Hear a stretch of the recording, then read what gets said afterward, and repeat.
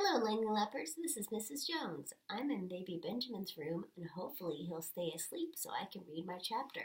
I'm going to be reading for you chapter 12 today, titled Grand Opening. When I turn the page, I'm going to make the noise ding ding. Here we go, chapter 12. Cleo spied it immediately, a square picnic table in front of a wooden arbor covered in vines, the perfect spot to set up shop.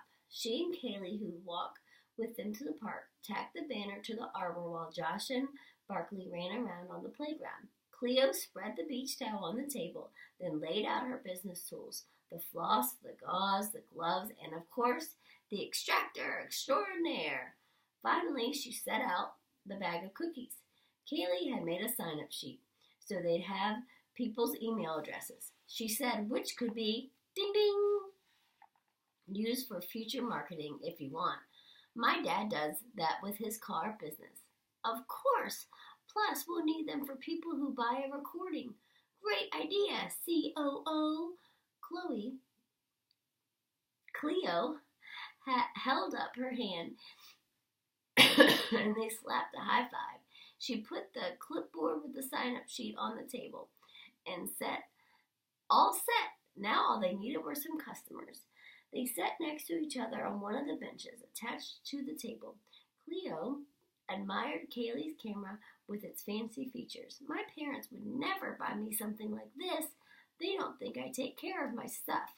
Plus, they couldn't afford it. Kaylee scoffed. My dad just likes to spend money. My parents fought about it all the time. Cleo glanced at the time on Mom's phone. 10:06. What if no one showed? And after she had talked so confidently all around school. Lexi Lewis would love that. To get her mind on something other than her arch enemy, she showed her arch friend how to tie a piece of floss to a missile and create a slip knot at the end. They each did 3. Now they really were ready.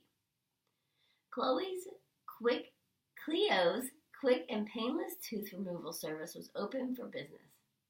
Her stomach felt queasy again. Maybe she was just hungry. Want breakfast? Kaylee said, okay, and Cleo handed her a dense, lumpy mound. Kaylee nibbled on her cookie. Cleo took a bite. Not splendorvelous, she thought, but not horrible either. She ate the whole thing in a few bites. Kaylee set hers down on the towel just as Jimmy Riverson jogged over waving some dollar bills. Cleo jumped up and went around to the front of the table. That YouTube video was so cool, he said, putting his money on the table. Cleo was glad Mom and Dad weren't there. She didn't know what she'd say if someone mentioned the video once Dad came. Hi, Jimmy. We're ready for you. She picked up the Nerf gun, but a sudden inspiration caused her to put it back down. Actually, would you mind if we waited just a few minutes? Why? Ding ding. For PR purposes. PR? Jimmy asked. Public relations. Jimmy nodded as if he understood, but Cleo was pretty sure he didn't. We want to establish our reputation as a first-rate professional tooth-pulling service. He still looked clueless. I want there to be a crowd. Jimmy grinned. The more people, the better, as long as I get to go first. Absolutely. She gave him back his money for the moment. It wasn't good business to take payment before services had been performed. They went to the playground and played a game of Lava Monster with a few other kids who were there. Jimmy ran around the jungle gym, which looked like a small castle, roaring and swooping at the kids, trying to nab them without coming all the way onto the structure. It was like tag, with the added excitement of a monster climbing the walls and a moat full of molten lava, keeping the players from being able to escape the playground. If you got tagged, you entered the lava pit and became a lava monster too. The game continued until all had been caught. At one point, Jimmy tripped over Barkley, who had been shown excuse me, too slow to get out of the way. Jimmy writhed around on the ground while Barkley's slobbery tongue slapped his face. "Get this dog off me!" he yelled. "He's licking me to death!" The other kids laughed and cheered Barkley for getting the lava monster. When Jimmy finally got to his feet, he had only one thing to say: "That dog's breath is deadly." They started up the game again. Cleo ignored the sick feeling in her stomach, even though it seemed to be getting worse. She played dangerously, taunting the lava monster from the edges of the equipment. Jimmy snagged her leg, and she jumped into the lava pit. She climbed up and down the rope ladder and slides, trying to snatch the back of a squealing kid's shirt or the heel of a shoe. Barkley bounded around the structure, barking at all the excitement. Ding ding! Tessa and Steffi had come as promised. They ran around trying not to get caught. Emilio was there too, saying he had a loose tooth to be pulled. Cleo recognized a handful of other kids from school, not in her class. She hoped they were all there to get their teeth pulled. It was time.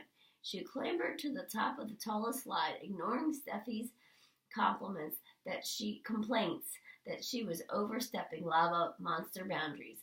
"Hey, everyone," she yelled. "If you have a loose tooth you want pulled, Cleo's quick and painless tooth removal service is now officially open for business." She slid down the slide to the rubbery black turf, "and we're giving away free cookies." That got everyone's attention. Some kids even whooped with excitement. Barkley trotted alongside Josh and the rest of the kids to Cleo's table. A few adults wandered over, probably parents of customers. Jimmy had sprinted to get there first. He picked up the Nerf gun and thrust it into the air.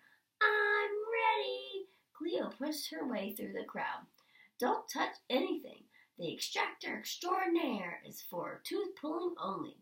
She sucked in her breath at a sudden stabbing pain in her gut. Jimmy set the Nerf gun down and held up his hands. Okay, don't freak out." She snapped on her latex gloves and loaded a missile. "You want it recorded, right?" He nodded. "I'm going to put it on YouTube, just like little man over there." He put it to Josh, who beamed and waved at the crowd. "Oh, and everyone who has a tooth pulled gets a picture with Josh, the boy in the video," Cleo announced. "No extra charge." Cleo nodded to Kaylee, who got her camera in position. She pulled Jimmy a little ways away from the crowd, but not too far. She wanted everyone to be able to see her tooth-pulling method, live and in person. "Which one is it?" Jimmy pointed to her lower left canine. She slipped the floss around his tooth, tightened it, and held the extractor in firming position. "Everyone, oh, ding ding, everyone, count down with me," she shouted, getting caught up in the excitement of having her first official customer.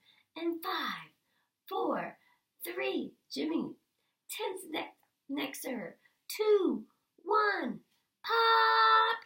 Jimmy flinched. The tooth flew behind the missile like a streaking comet's tail.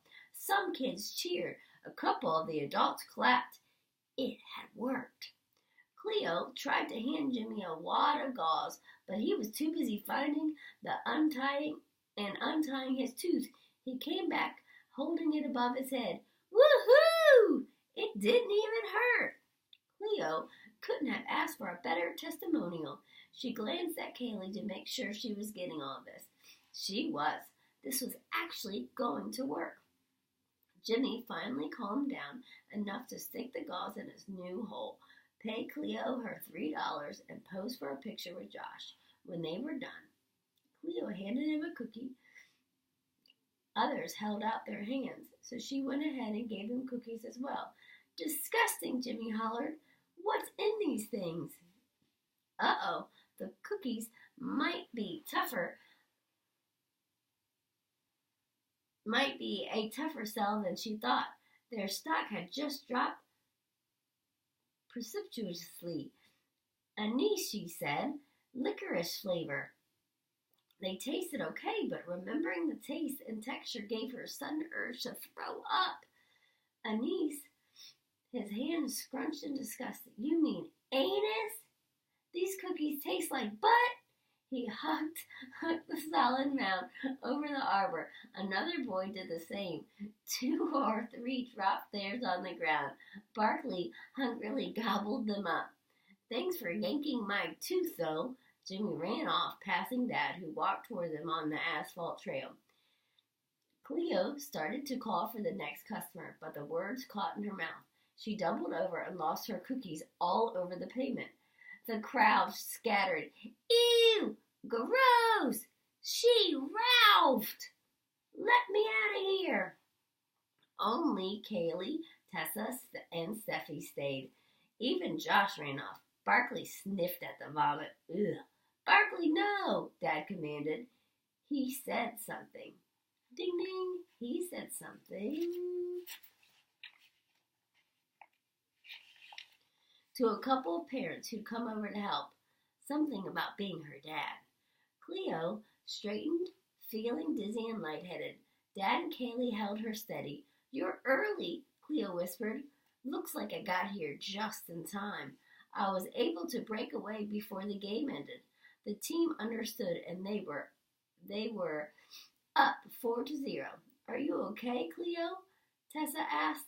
Steffi's forehead was wrinkled with concern. Cleo took a breath, trying to focus her eyes. I think so. Do you want your canines pulled? She looked at Tessa hopefully. Tessa glanced around at the others. Sorry, boss, Dad said. Time to close up shop. Cleo felt too awful to argue, too pukey to persuade. Yeah, I guess so. She watched from the bench as Tessa and Steffi took down the banner. Kaylee put everything in the backpack. Then Dad drove home. That's the end of chapter 12. I hope you enjoyed it.